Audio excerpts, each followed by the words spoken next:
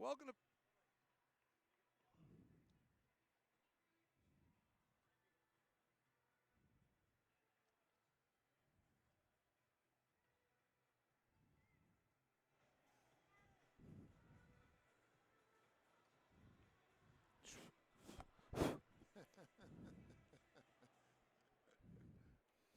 Welcome to POSTCAST after the Utah Jazz blow out the Indiana Pacers in incredible fashion tonight.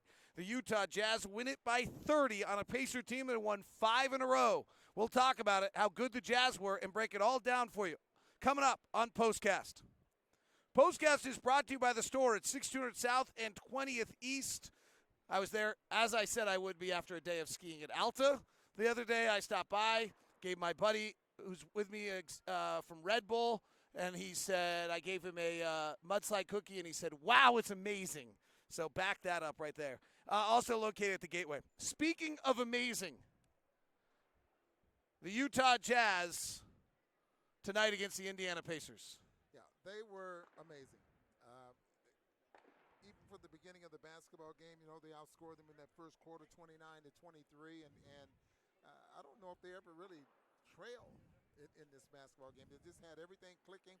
And I think what was impressive, David, is that they were able to do it after turning the basketball over 21 times, giving up 18 points off turnovers. But Rudy did a great job of protecting the rim, and the Jazz just flat out got it done. I mean, Pacers didn't have any answers for them.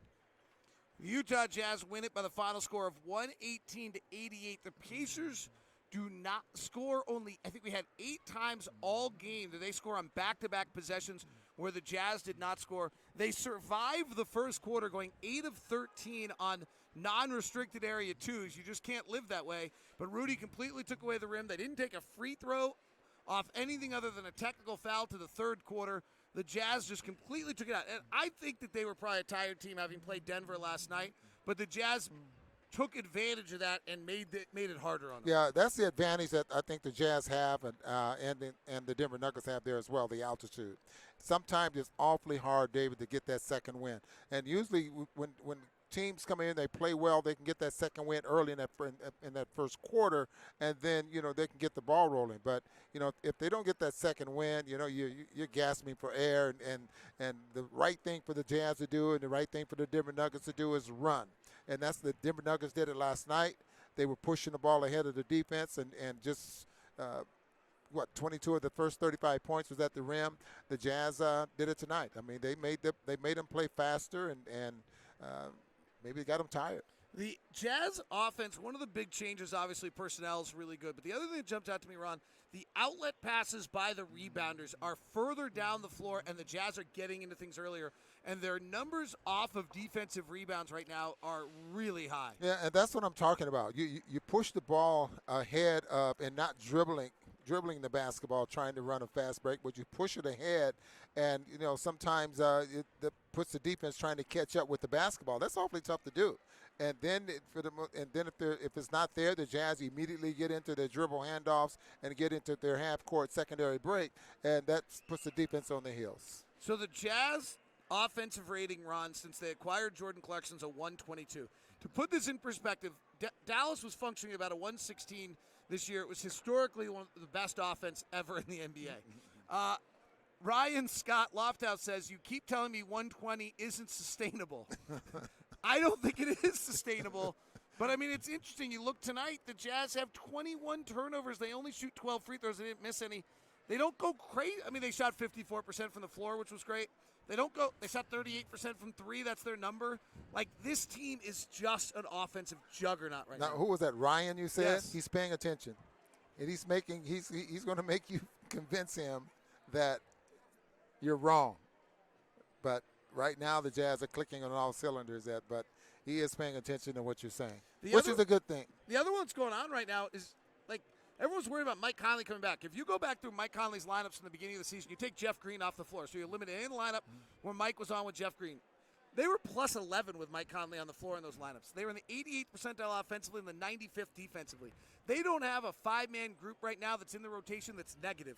This team is just putting out talented five-man groups for the entire 48 minutes. So the Quinn has to be very happy with what he has right now. I mean, the moves, the little subtle moves, if you want to call them that, was absolutely perfect. I think one of the big things that we overlook, though, is when you make changes like that, it's for the better of what, the offense, or was it the better of the defense? And I think right now the defense is clicking there as well with the changes that they've made. I've been watching Niang work so hard at moving his feet, trying to stay in front of guys, something that he didn't get as many minutes, when Green was here. But now he's realizing that, that's the way he can stay on the floor. So he's putting that effort in, and then the game plan that the Jazz put together, not just necessary to take away what, for instance, like what the Pacers are doing, but helping the Jazz at their strength of how to stop people.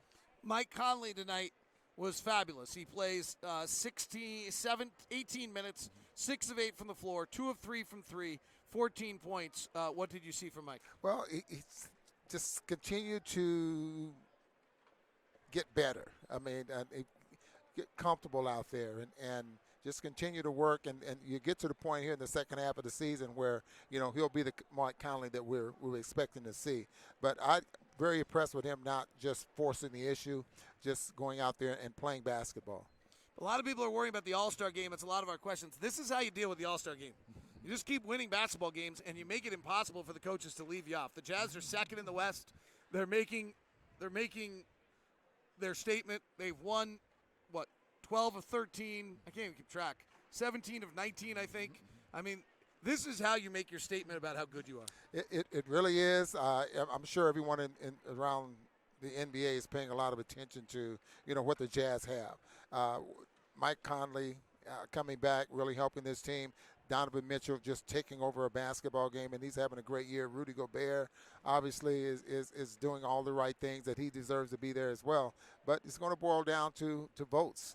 And hopefully the rest of the country is looking at Donovan Mitchell and Rudy Gobert like we are here in Salt Lake City. Interesting, a few people have brought this up to me. Last year, Denver wins a bunch of games against not very good teams early in the year. They gain this confidence, and they roll for the rest of the year. Is that the Jazz won a bunch of games against not very good teams. How much is that confidence playing in now? Well, the Jazz have, 28 wins, 30 wins.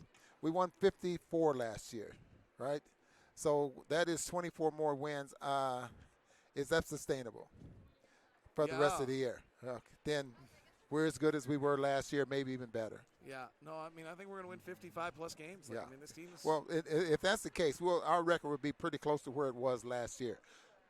The downside, I'm not the downside, but what we're saying is that if we win 54, 55 ball games with how strong the Western Conference is right now, that is totally awesome. Because I think the Western Conference is a lot stronger this year than it was last season.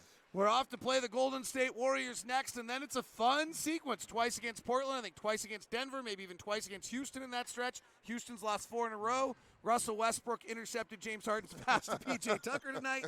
If you have not seen it, I don't know how you're going to go see it because it's not on NBA.com, but it's an egregious error that will tear a team apart. So let's see how Houston deals with that one. Oh, my. Anyway, we're just giddy and having fun because we're beating people by 30 and we can't lose. This is POSTCAST. Have a great one. Talk to you later.